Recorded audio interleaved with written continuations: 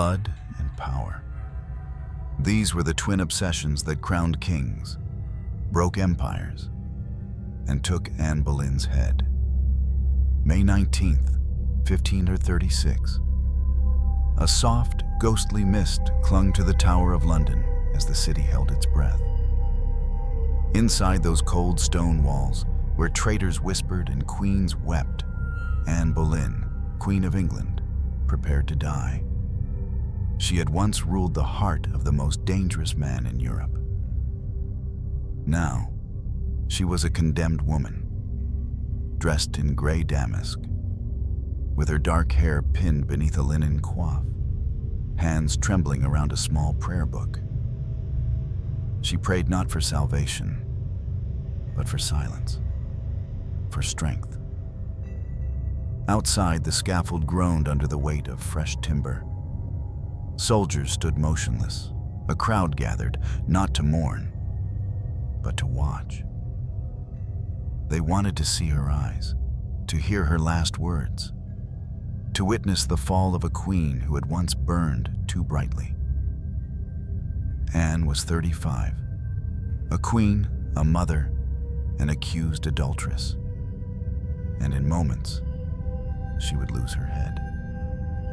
But to understand how England's most tragic queen met such an end, we must go back. Back to the beginning, before the crown, before the court, before the blade, to the moment Anne Boleyn first caught the king's eye and changed the fate of a kingdom forever. She was not born to be queen. Anne Boleyn came into the world around 1501, the daughter of Thomas Boleyn, a shrewd diplomat, and Elizabeth Howard, whose blood traced back to English nobility, but only thinly. In the eyes of court aristocracy, Anne was nobly bred, but politically invisible. What she lacked in rank, she made up for in presence. As a child, Anne was sent to the Netherlands, then to the glittering French court. There, amid the perfumed intrigues of Queen Claude and the dangerous elegance of Marguerite de Navarre, Anne learned far more than embroidery and courtly manners. She absorbed the art of conversation, of suggestion, of withholding just enough to draw others in. She read poetry. She watched queens play politics. She learned that in a man's world, a woman must become either a shadow or a storm. Anne chose to be the storm. When she returned to England, she carried France with her, its fashion, its intellect, its unspoken sensuality. In a court where most women played the same timid chords, Anne was dissonance incarnate. She laughed too loudly, spoke too freely, and refused to be ignored. The king noticed. Henry VIII had once been a golden prince, athletic, scholarly, devout. But by the time he met Anne, the mask of virtue had begun to crack. His wife, Catherine of Aragon, had given him only one living child, a daughter, Mary. Years of stillbirths and miscarriages had convinced Henry that their union was cursed. He longed for a son, an heir to carry the Tudor flame. And more than that, he longed for someone new, someone alive, someone who challenged him. Anne was that spark. She did not seduce him, she resisted him. When Henry began his pursuit in 1525, Anne refused to become his mistress. He was used to women falling into his bed with a glance. But Anne turned away. "I shall not be your whore," she is said to have declared. "I will be your wife." It was the greatest gamble in English history. Henry was captivated, not just by her body, but by her mind. She debated with him about scripture, about kingship, about destiny. She stirred in him a desire so total it eclipsed his sense. To have her, he would need to break not only with his wife, but with the Pope himself. And so began the king's great matter. Henry petitioned the Vatican for an annulment from Catherine. Rome refused. The Pope was under the thumb of Catherine's nephew, Emperor Charles V. To free himself, Henry would have to sever England from the Catholic Church entirely. Anne watched as England splintered for her. Churches looted, monks hanged, prayers rewritten in a new language. This was no mere courtship. This was reformation by desire. And Anne played her role with calculated precision. She was not the blushing maiden. She was the architect of her own coronation. Behind her, the Boleyn family gained power. Her father was granted titles. Her brother George, a sharp-tongued reformer, became the king's inner circle. They were rising. But so too were the whispers. At court, Anne was called the concubine, the witch, the king's whore. Enemies of the Boleyns painted her as manipulative, unchaste, perhaps even a poisoner. They mocked her appearance, her dark features, her supposed sixth finger, her eyes too knowing. To the devout, she was the temptress who had led the king astray. To the nobles, she was a dangerous upstart who dared to play queen without permission. But Henry was deaf to criticism. He wrote love letters to Anne, desperate, fevered, promising to make her the only woman of his life. For 7 years, he fought for her. In secret, he married her in 1533. Days later, she was pregnant. If she bore him a son, the gamble would be vindicated. She would be untouchable. She did not. The child was a girl, Elizabeth. Henry's disappointment was sharp, though hidden behind royal ceremony. He named the girl his heir, but the king's restlessness had returned. Anne, now Queen of England, had few allies. The court was filled with those loyal to Catherine or hungry for Anne's fall. She could not afford to fail again. She conceived again and miscarried, and again. Each loss was a nail in her coffin. Anne's fiery nature, once her greatest weapon, became her undoing. She argued with courtiers. She humiliated Henry in public. She demanded loyalty where fear lingered. Her enemies circled, waiting for the moment when the king's love would flicker, when the storm would lose its power.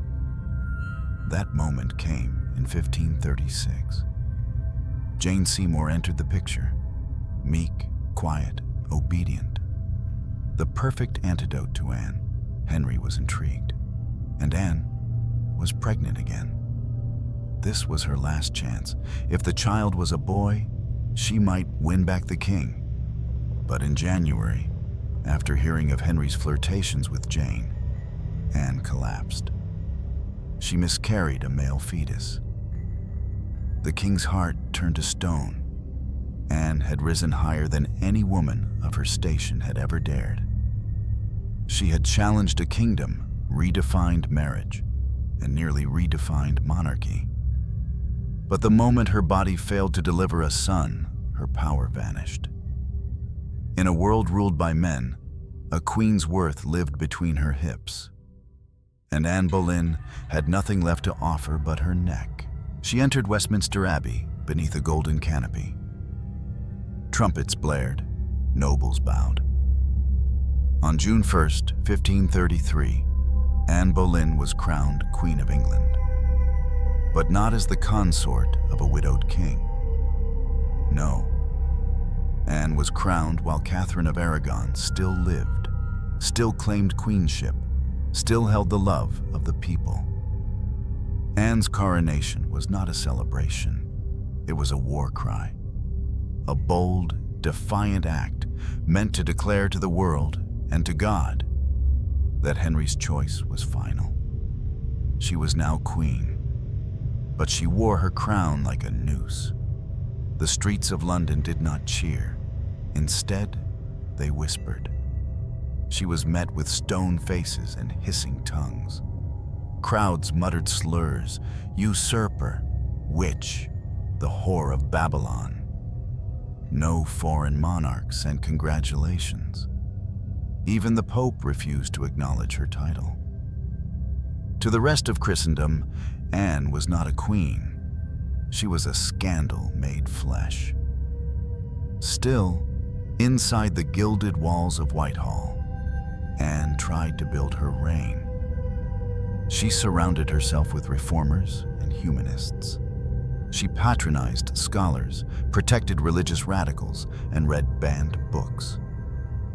Her court buzzed with new ideas. She was not content to sit and embroider. She debated politics. She argued with bishops. She wrote letters to foreign powers. And in the king's chambers, she fought to keep his attention. But power does not love a woman who thinks. Henry's passion cooled with terrifying speed. He had won her. The chase was over. And with no son to show for their union, the enchantment began to fray. Anne tried to salvage her position. She gave birth to a daughter, Elizabeth, in September 1533. The girl was intelligent, strong, and would one day rule England. But at the time, she was a disappointment, a bitter echo of Anne's promise. And with every passing year, that promise grew dimmer. Anne became pregnant again in 1534. She miscarried. In early 1536, she conceived once more. But after learning Henry had suffered a bad fall while jousting, she went into premature labor. This time, the child was male and dead. When Anne looked into Henry's eyes afterward, she saw something she had never seen before: indifference. For the first time in years, she was no longer necessary. Henry's gaze had already shifted. At court, a new lady-in-waiting caught his eye, Jane Seymour. Blonde, submissive, everything Anne was not. Jane was quiet, careful. She curtsied deeper. She smiled less, and she never raised her voice. Anne, by contrast, had become a queen embattled. She fought with Thomas Cromwell, the king's chief advisor, over religious funds. She clashed with courtiers who mocked her miscarriages behind her back. She quarreled with Henry, who now found reasons to avoid her chambers. Her sharp wit, once intoxicating, now cut too deep. The royal court became a minefield. Anne moved through it with the grace of a hunted animal. She smiled through clenched teeth. She danced even as the floor cracked beneath her. And around her, enemies sharpened their blades. Thomas Cromwell, once her ally, now saw her as a threat. Anne wanted the proceeds from the dissolved monasteries to go to charity and education. Cromwell wanted them for the crown and for himself. Their dispute turned into something darker. In the shadows, whispers bloomed that the queen was unfaithful, that she had charmed the king with sorcery, that she had seduced her own brother. At first, Henry ignored the rumors. But by April 1536, he no longer needed to. Anne was politically isolated, emotionally fragile, and most importantly, she had failed to deliver a son. The time had come to cut her down. On April 30th, Mark Smeaton, a court musician, was arrested. Under torture, he confessed to sleeping with the queen. He named others. One by one, Anne's closest friends and servants were rounded up. Among them, Sir Henry Norris, Sir Francis Weston, William Brereton, and Anne's brother, George Boleyn. Their fates were sealed before trial. The confessions were enough. Truth no longer mattered. Guilt had become a matter of convenience. Anne was arrested on May 2nd. She was taken to the Tower by river barge, the same route taken by queens crowned and queens condemned. She asked the guards if this was a jest. She laughed too loudly. Her voice shook. In her cell, she alternated between prayer and hysteria. She denied every charge. She demanded to see Henry. She beat her chest and cried for her daughter. Then she went silent. Outside, the machinery of justice groaned into motion. She was put on trial before a panel of noblemen, many of whom owed their fortunes to her fall. The accusations were grotesque. Adultery with 5 men, including her brother. Incest. Conspiracy to murder the king. The evidence was laughably thin. Dates didn't align. Locations were impossible. But the verdict was foregone. Anne Boleyn was found guilty of treason. The sentence, death by burning or beheading. Henry, in an act of twisted mercy, chose the sword. He summoned a French executioner. "She shall feel nothing," he claimed. But Anne had already felt everything. In the space of 3 years, she had risen from court flirt to crowned queen. She had sparked a revolution, torn apart a kingdom, changed the very religion of a nation. Now she stood at the edge of oblivion. The woman Henry had once risked damnation to marry was now too inconvenient to live. By the spring of 1536, Henry VIII had become something else entirely. Gone was the charismatic prince who wrote poetry in the moonlight, who sang madrigals and jousted in silk. In his place stood a monarch bloated by paranoia, haunted by the failure of his legacy, and surrounded by shadows of the women he had discarded. The fall of Anne Boleyn was not a spontaneous collapse. It was a calculated dismantling, a slow, deliberate unraveling of a queen's existence. And at its center stood the king, once her lover, now her judge. Henry had grown restless. It began with a wound. In January 1536, Henry fell from his horse during a joust. The horse landed on top of him. He was unconscious for 2 hours. Some whispered that he died that day, and what returned was not a man, but something darker. A monster in a crown. He recovered, but the leg wound never healed. It ulcerated, oozing pus, reeking of decay. The pain twisted him, made him volatile. He became cruel in ways both petty and grand. His temper, once theatrical, now became violent. His courtiers walked on glass, his wives walked on fire. Anne Boleyn, still reeling from her 3rd miscarriage, tried to console him. He pushed her away. Something had changed. She had become a reminder of everything he had lost: his health, his male heir, his youth. And there was Jane Seymour. She had been in Anne's shadow for months, quietly serving as lady-in-waiting. Where Anne had challenged, Jane submitted. Where Anne had debated, Jane nodded. She was soft-spoken, modest, and most importantly, untainted by scandal. To Henry, she glowed with innocence. To Anne, she glowed with doom. By April, the Queen knew she was in danger. She begged Henry for kindness. He looked through her like glass. The passion was gone. The desire had curdled into something poisonous. Meanwhile, Thomas Cromwell moved silently through the corridors of power. Once Anne's ally, he had turned against her. Their visions for England diverged too sharply. Anne wanted reform, but reform with mercy. Cromwell wanted blood. When she threatened his control of the king's ear, he made his decision. She would fall, and she would fall hard. On April 24th, secret commissions were drawn. Orders to surveil Anne, to interrogate her household, to extract confessions from the weakest among them. The first was Mark Smeaton.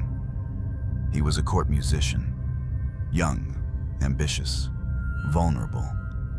He was arrested and tortured. His screams echoed through the tower. When he broke, he gave them names: Sir Henry Norris, William Brereton, Francis Weston, and, most shocking of all, George Boleyn, Anne's brother. Cromwell had what he needed. The accusations were salacious, grotesque. Anne had committed adultery, conspiracy, and incest. The charges were designed not just to destroy her, but to humiliate her, to erase her humanity in the eyes of the people, to make her fall seem not just necessary, but righteous. On May 2nd, Anne was arrested at a May Day tournament. One moment she was smiling beside the king, the next she was being led away under guard, her face pale, her lips trembling. The tower's gates closed behind her like a tomb. Inside her cell, Anne unraveled.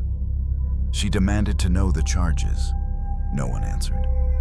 She laughed, wept, prayed, then laughed again. She recited the names of the men who had been taken. "They are all innocent," she cried, "as am I." But innocence had no place in Henry's court anymore.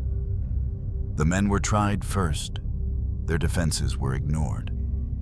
Their loyalty meant nothing. Smeaton's tortured confession was enough. They were found guilty and sentenced to die. And May 17th, their heads were taken. One by one, they knelt on Tower Hill and met the axe. George Boleyn, her brother, died last. He gave a final speech, but no confession. His silence was a roar of defiance. Anne was forced to watch the executions from her window. She did not scream. She simply stared, her eyes hollow, her mouth slack, as if something inside her had finally died. And the body was just waiting to follow. 2 days later, her time came. The scaffold was built on Tower Green. The executioner had arrived from Calais. He was known for his precision. A clean stroke, no second swing. Anne dressed carefully that morning. She wore a dark gray gown lined with ermine. Her coif was white, her face pale as parchment. She carried no fear in her step, only an eerie calm, as though she had seen the future already and had made peace with its horror. She walked alone to the scaffold. The crowd was silent. Even the birds refused to sing. She turned to the gathering. Her final words echoed with bitter elegance. "Good Christian people, I am come hither to die according to the law. I am not come to accuse any man, nor to speak anything of that whereof I am accused. I pray God save the king." She knelt. The executioner raised his sword behind her, then called to a servant, "Fetch me the sword." Anne turned her head slightly, distracted. The blade fell from the opposite side, one clean cut, a fountain of red. The queen was dead. The crowd gasped. Some crossed themselves, others turned away. A queen had died. But more than that, an age had ended. In Anne's death, Henry had created a precedent. Love could be royal, but it could also be fatal. The crown no longer protected, it consumed. He married Jane Seymour just 10 days later, but he would never speak Anne's name again. The truth no longer mattered. By the time Anne Boleyn was locked inside the tower, her fate had already been sealed. Not by justice, but by fear. What followed was not a trial, but a ritual of destruction. A carefully choreographed descent into silence, shame, and the blade. It began with a lie. Mark Smeaton was the weakest link. a commoner, a court musician who played the lute with grace and who longed for proximity to power. He had often been seen at Anne's court, sometimes laughing in her presence, sometimes lingering too long. That was enough. On April 30th, 1536, he was taken to the house of Sir Thomas Audley, the Lord Chancellor. There, in a chamber that reeked of damp stone and iron shackles, Smeaton was stripped, bound, and shown the tools of confession. They didn't need blood. They needed words. We do not know precisely what was done to him. Torture was technically illegal for subjects of the king, but exceptions were made when expedient. The rack, the thumbscrews, the iron boot, all instruments designed not to extract truth, but submission. Smeaton confessed to adultery with the Queen multiple times. He gave them dates, some of which were physically impossible, days when Anne was confirmed to be elsewhere or still recovering from childbirth. It didn't matter. The words were written, signed, sealed. He also gave them names. Sir Henry Norris, a loyal courtier, a man known for his devotion to the king and his closeness to Anne. Sir Francis Weston, young, charming, ambitious, perhaps too friendly with the Queen. William Brereton, a powerful man in Wales, politically inconvenient to Thomas Cromwell. And then George Boleyn, Anne's brother, a poet, a Protestant, a man Anne trusted above all. Incest. The word curdled through court like a disease. Whispers grew louder, more grotesque. They said the Queen had seduced her brother to secure the throne, that they had sinned under God's nose, that the Boleyns were cursed, tainted with unnatural lust and unholy ambition. The king said nothing. His silence was louder than any accusation. One by one, the men were arrested. They were given little time to prepare. They were denied legal counsel. Their trials were swift, their defense ignored. The confessions, especially Smeaton's, were presented as irrefutable truth. When George Boleyn was questioned, he laughed bitterly. "You accuse me of what?" he asked. "To what end? There is no honor left in this game." He was beaten for his sarcasm, but he never confessed. Anne was informed of the charges in her cell. When she heard the names, her friends, her brother, she collapsed. Her screams echoed down the tower corridor. Guards later said she wept for hours, repeating the same words. "They are innocent. We are all innocent." On May 15th, Anne herself was brought to trial in the tower's Great Hall. She stood before a jury of peers, 26 men, hand-picked, many of whom owed their rise to Thomas Cromwell or feared the king's wrath. Among them was her own uncle, the Duke of Norfolk, who presided over the trial with cold detachment. Anne entered in a simple gown. Her face was composed, her back straight, but her eyes were ringed with exhaustion. She knew this was not about truth. This was theater. And she was cast as the villain. The charges were read aloud. Adultery, treason, incest, conspiring to murder the king. The details were absurd.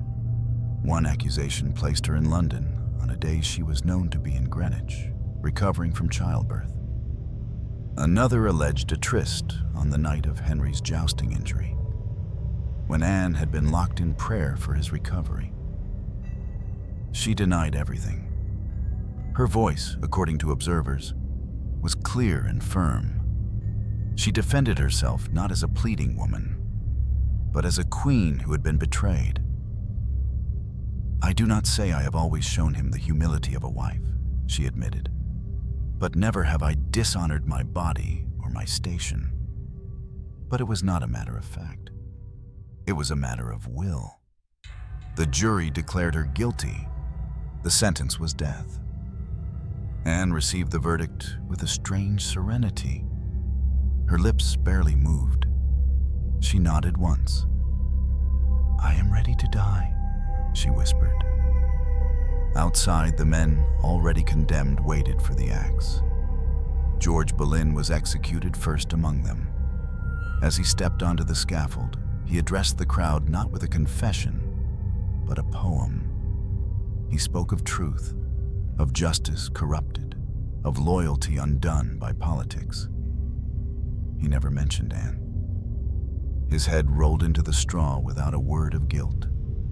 Mark Smeaton, the only one who had confessed, died silently. His body trembled as he knelt. He looked to the sky, lips moving in frantic prayer. Some said he had tried to recant, too late. The others followed. 5 men, 5 heads, all severed, all sacrificed. And still, Anne waited.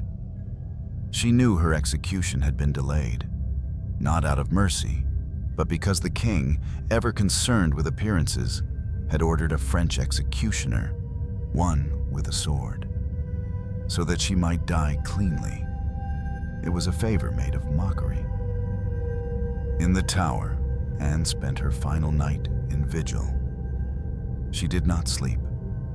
She confessed, not to the crimes charged, but to her fears. She asked the priest whether it was a sin to pray for her daughter to rise. "I know not what will become of her," she whispered, "but I hope she will remember me." She also asked him whether decapitation was painful. The priest did not answer. She then composed her final thoughts, not on paper, but in silence. She spoke softly to herself for hours, as if rehearsing for a performance only the dead would attend. By morning, she was calm. The false confessions had done their work. The world would remember her not as a reformer, nor as a mother, but as a traitor. Her legacy was stained with words forced from broken bodies. And as the tower bells tolled for her, Anne Boleyn stepped into history not with cries of innocence, but with terrifying dignity. She had been lied about. She had been betrayed. But she would not be broken. The weight of the crown had always rested on Anne Boleyn's body. From the moment she first entered Henry's sights, her flesh became a battlefield, fought over by politics, religion, lust, and fate. She was desired not for who she was, but for what she could produce. And in that duty, that sacred function of medieval queenship, her body betrayed her. Anne Boleyn could not give Henry a son. In Tudor England, this failure was not seen as unfortunate. It was treasonous. Every miscarriage, every stillbirth, every flutter of life that never drew breath carved deeper into the bedrock of her doom. The court, the clergy, even the commoners whispered that she was cursed, unnatural, touched by sin. Her enemies said it was God's judgment. Her friends said nothing. Modern medicine offers possibilities that Tudor superstition could not. Some historians believe Anne may have suffered from Rh incompatibility, a condition in which a mother's immune system attacks the fetus if her blood type clashes with the child's. Others point to luteal phase defect, or even an undiagnosed thyroid disorder, both of which can cause repeated pregnancy loss. But to Henry, these were not medical tragedies. They were personal betrayals. The irony is sickening. The very body that had enthralled him now disgusted him. The same womb he had torn a kingdom apart to possess now symbolized failure. And yet, Anne was not barren. She had given birth to a child, a girl, Elizabeth. But a girl was not enough. No matter how brilliant, no matter how royal, no matter how divine her blood, Elizabeth could never erase the shame of Anne's incomplete motherhood.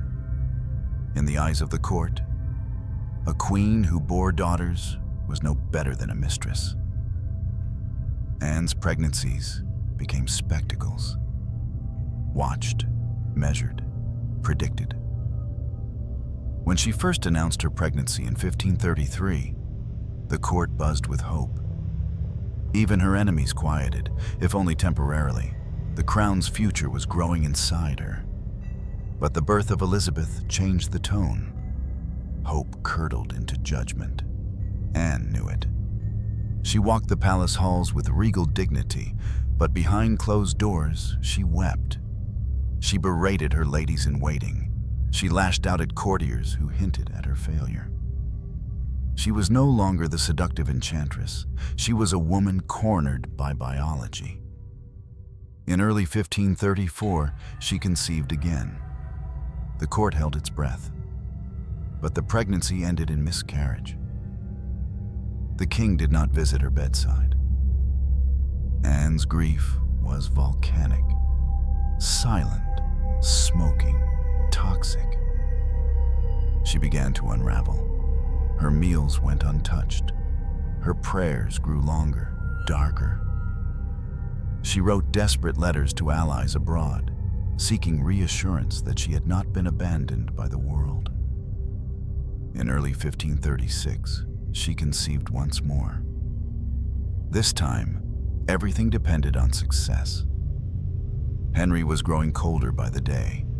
Jane Seymour lingered in the background, a shadow with golden hair and quiet eyes.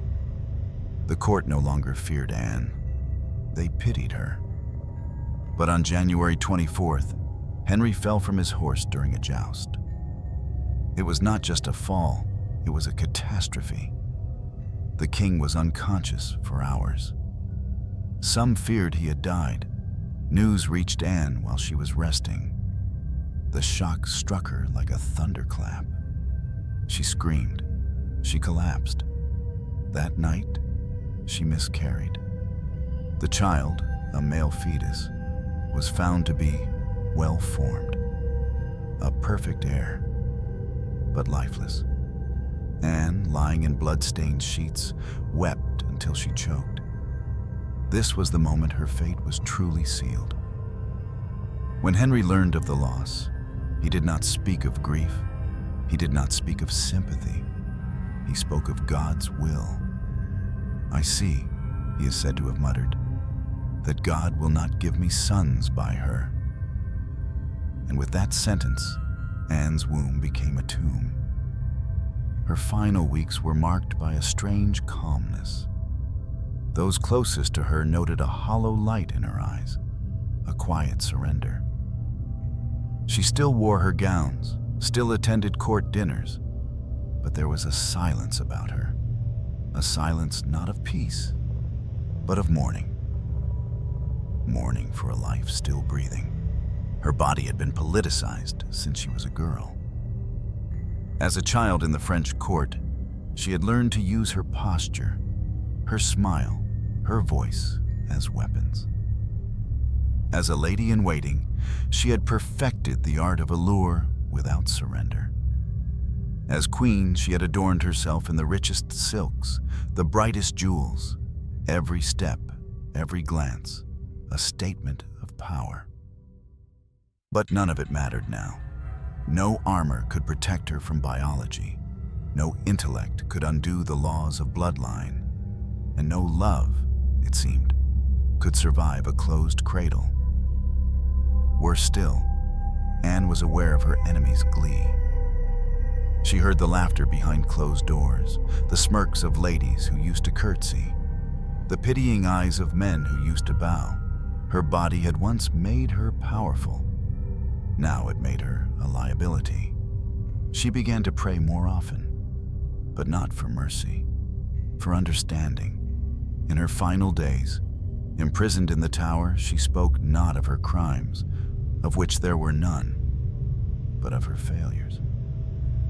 "I have failed the king," she murmured to her chaplain, "but I never betrayed him." She clutched her stomach often, even when it was flat, as if reaching for ghosts. For the children she never got to raise, for the boys she never got to name, and for the daughter she would leave behind. She was sentenced to die, but not by axe.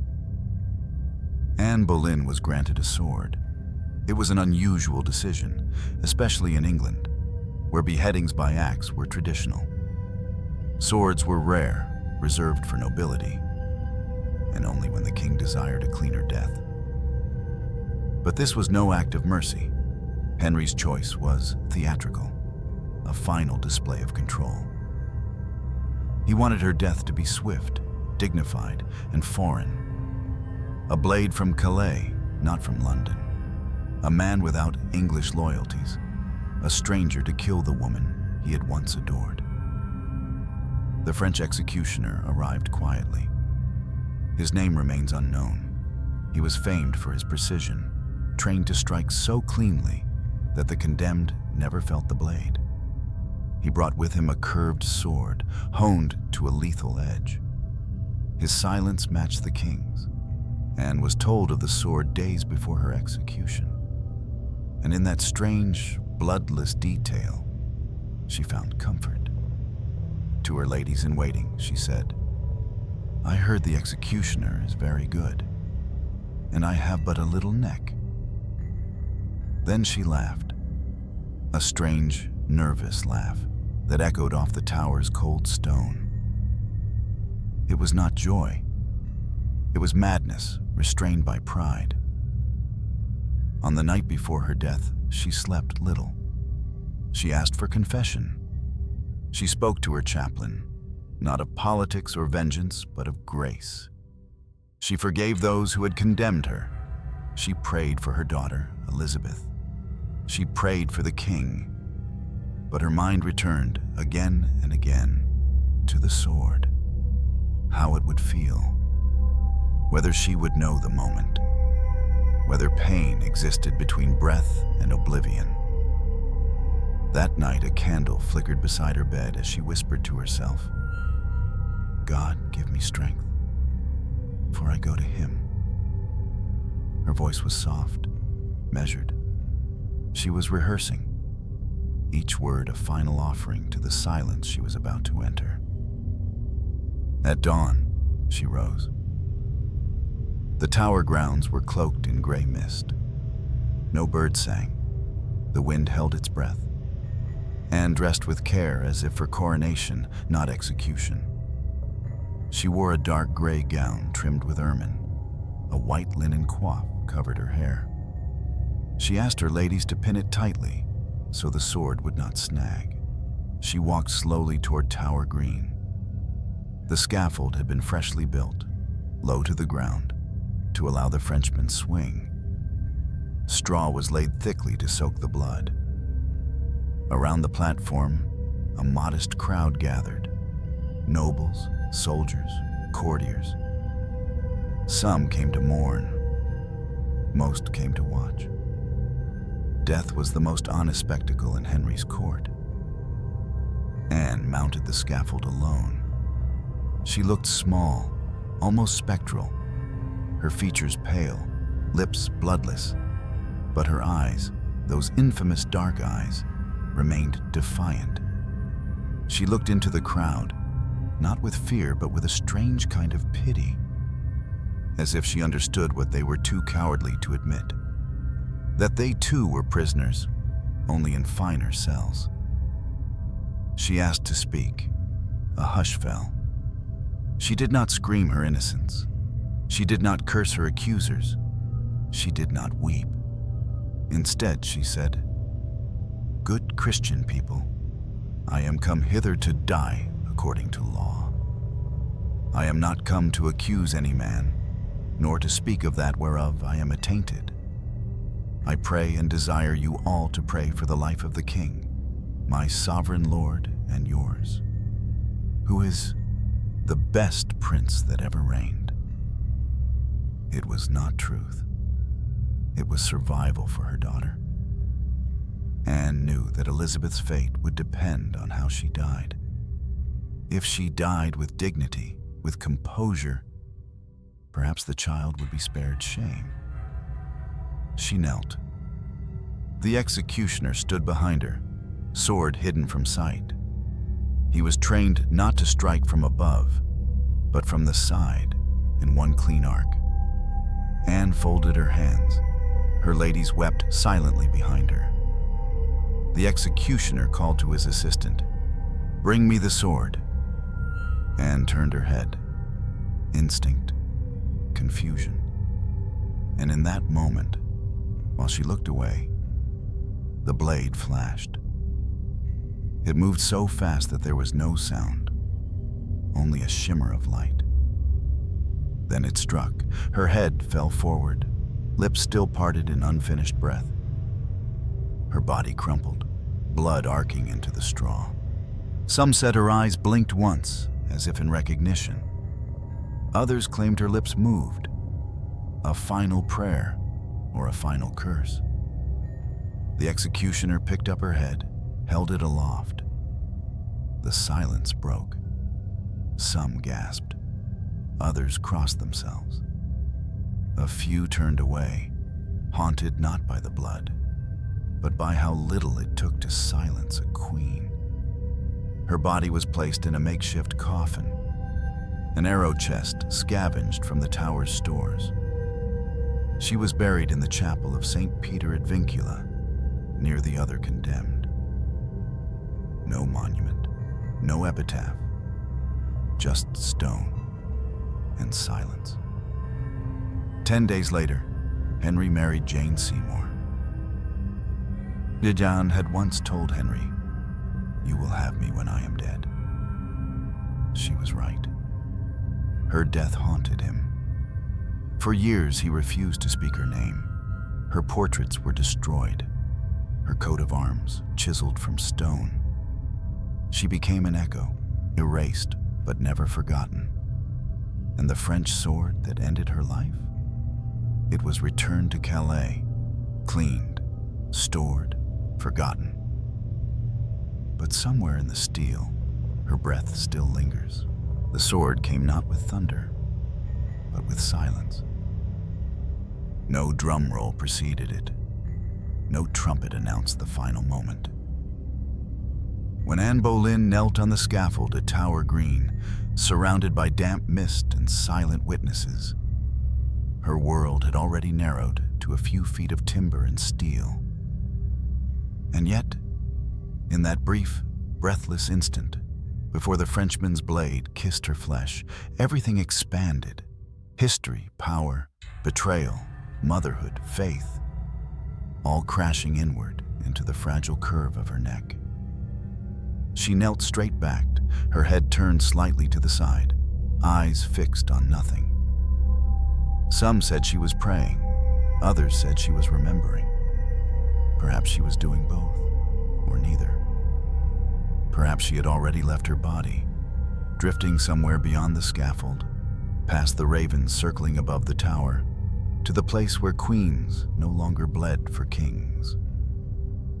The executioner stood poised behind her, sword hidden, body still. Then he whispered to his assistant, "Bring me the sword." It was a lie.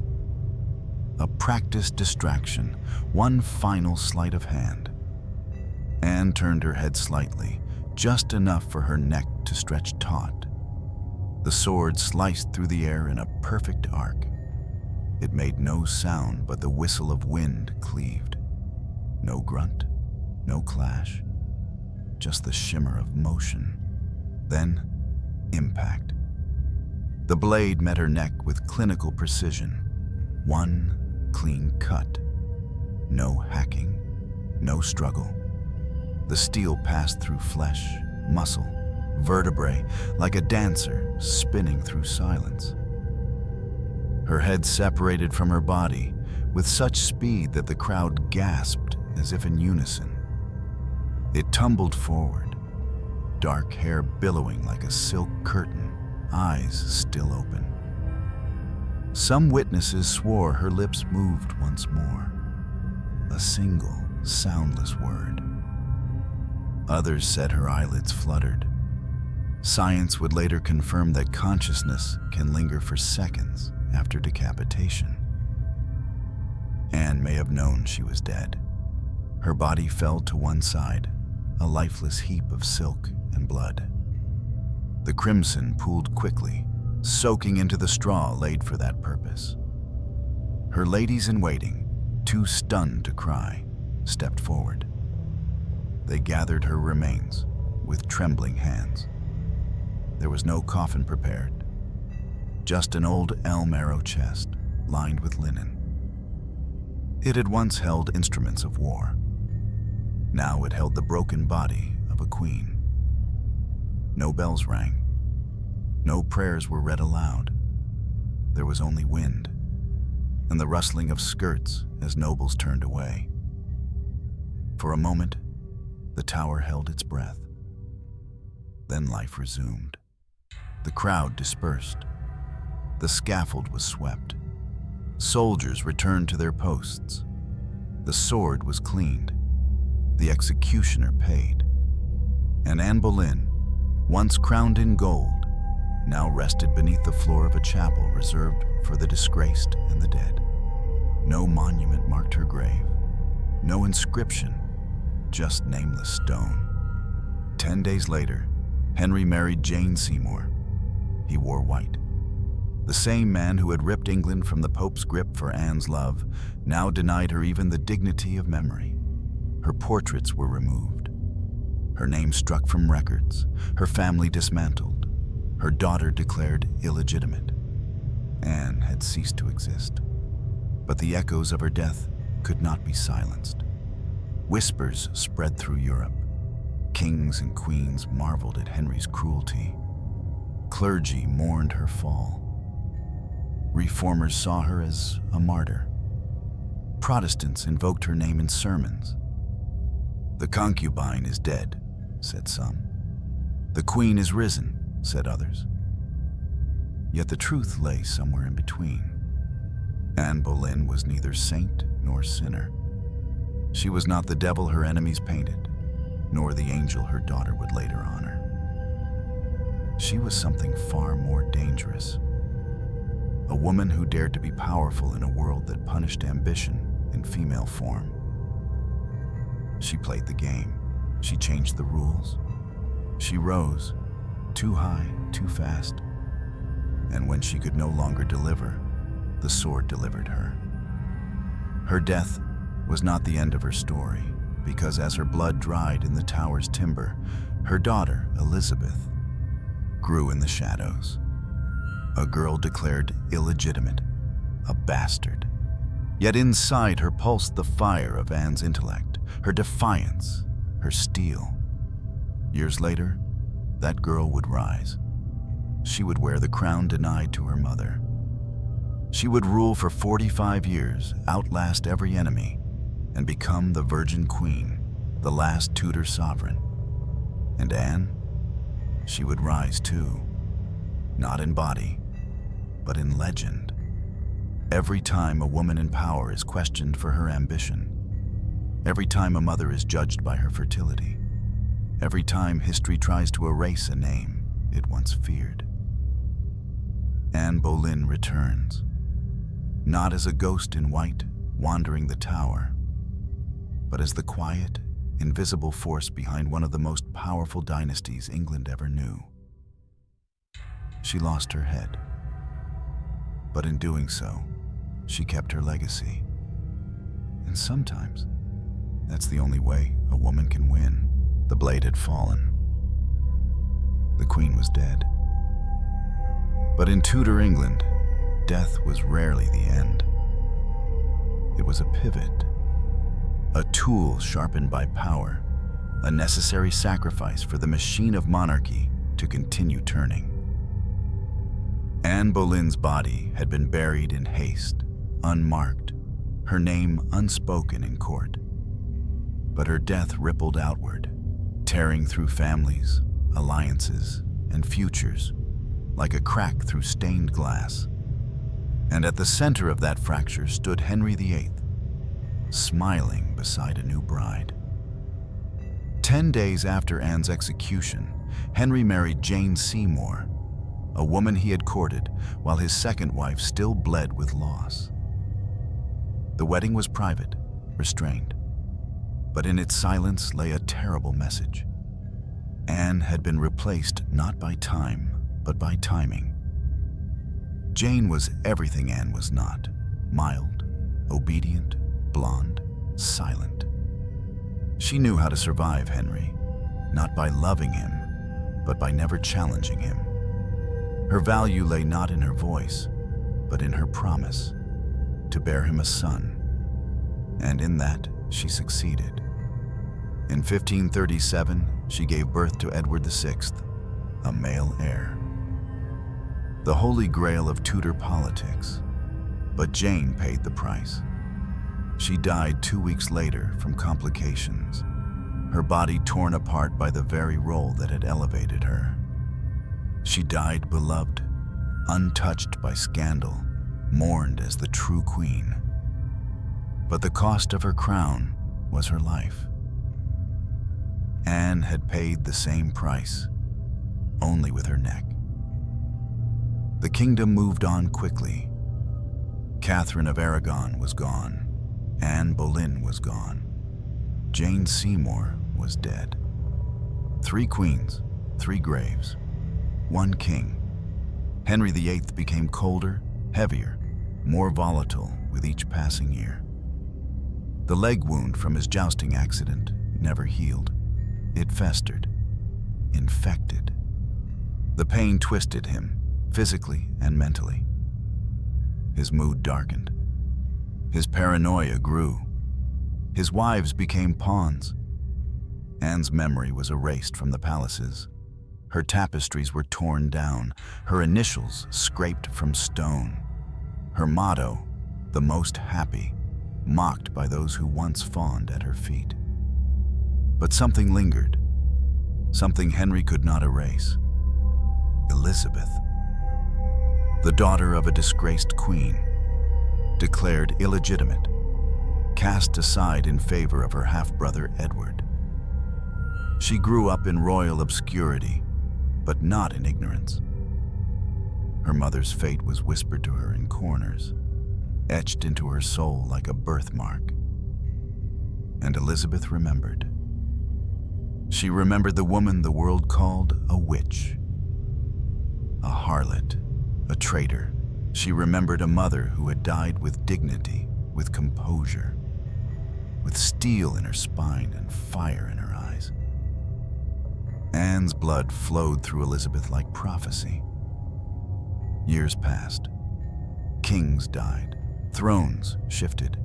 Edward ruled briefly, then perished. Mary, Catherine of Aragon's daughter, took the crown. She tried to restore Catholicism. She burned Protestants. She imprisoned Elizabeth.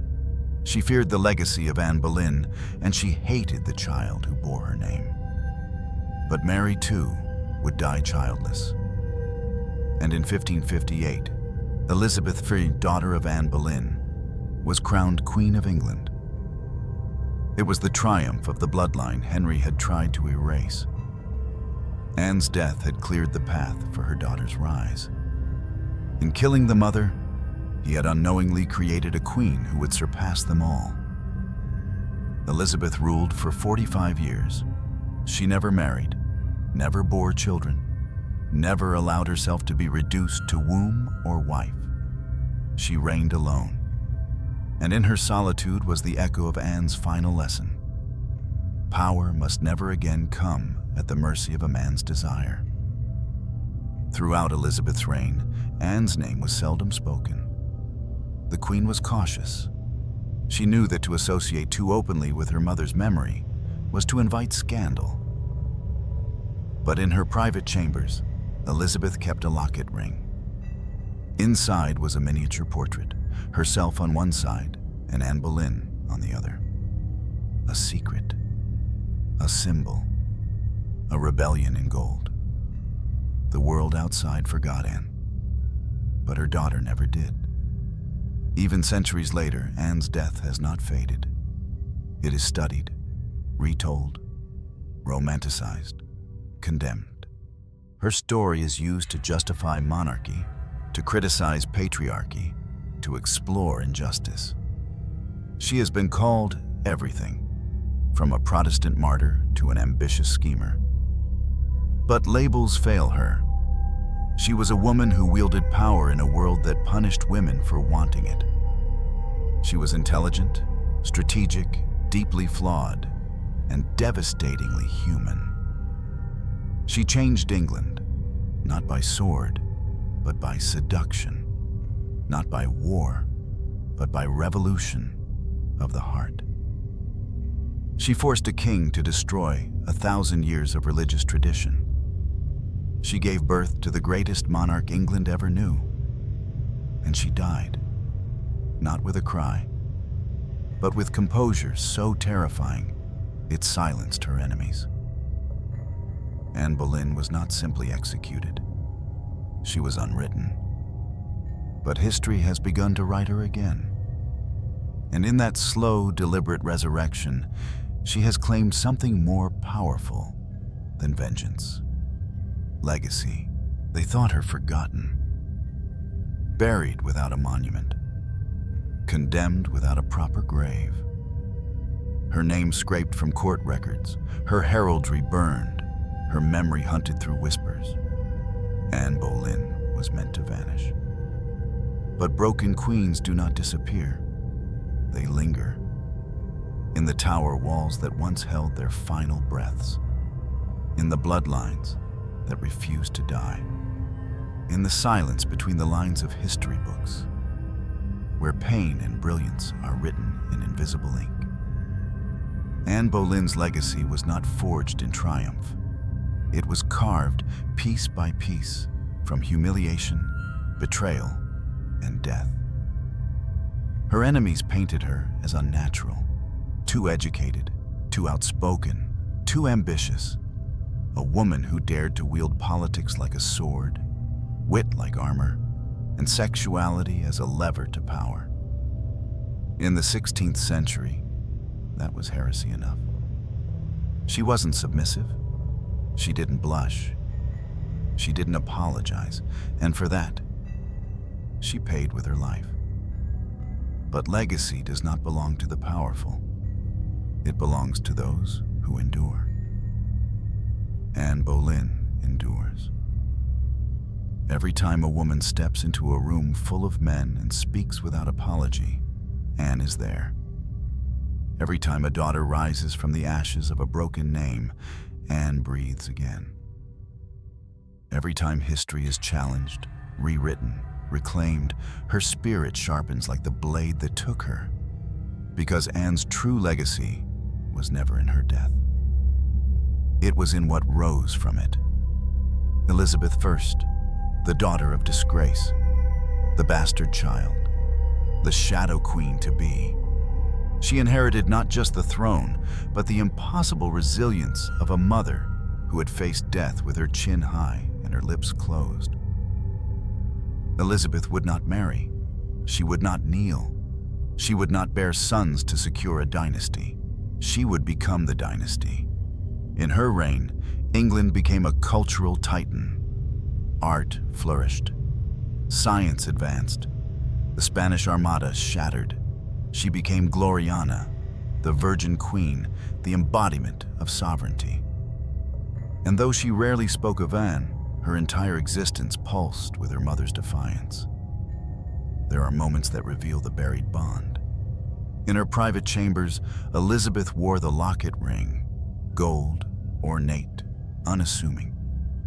Inside were two tiny portraits, herself and Anne Boleyn, mother and daughter side by side, sealed by time, blood, and loss. It was not a political gesture. It was a quiet vow. I remember you. Anne's legacy, however, is not contained in Elizabeth alone. It stretches through time. It lives in every narrative that dares to ask, what happens when a woman refuses her assigned role? She was not the only queen to fall, not the only wife of Henry VIII to die. But she was the one who changed England forever. Her influence redefined monarchy. She brought France's humanism into the English court. She championed religious reform and protected early Protestants. She gave voice to political ideals that would later become the seeds of the Reformation. And she showed the world something else. That a woman's fall can be as powerful as her rise. Even centuries later, Anne Boleyn remains a riddle. Was she a schemer? A victim? A heroine? She was all and none. She was human, terrifyingly so. She made mistakes. She trusted too much. She fought too hard. She loved a man who was never capable of love in return. She believed that intellect and charm could save her from a system built to destroy women like her. But in the end, her survival was never the point. It was the mark she left behind, a mark no sword could erase. In literature, she is mythologized, glorious or damned. In film, she is reinvented, softened or sharpened. But beneath all those versions, one truth holds.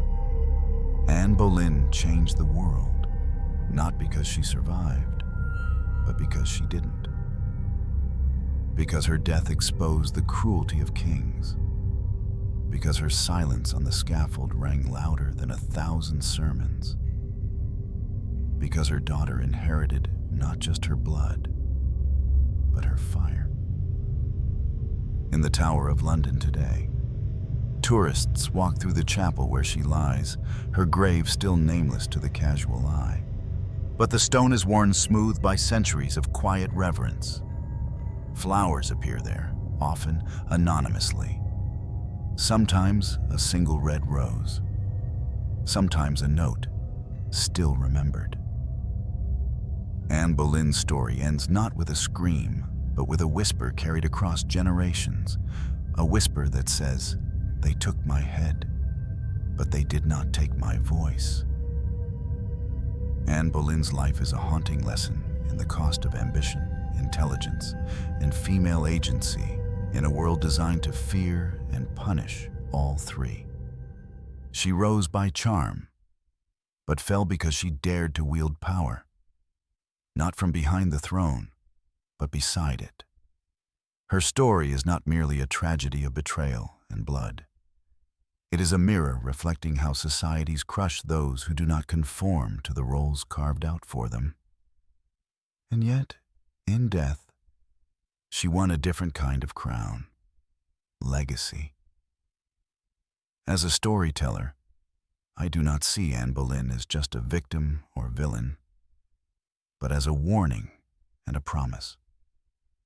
Warning us of the cruelty of unchecked authority, and promising that no matter how violently history tries to silence a voice, truth will echo back louder.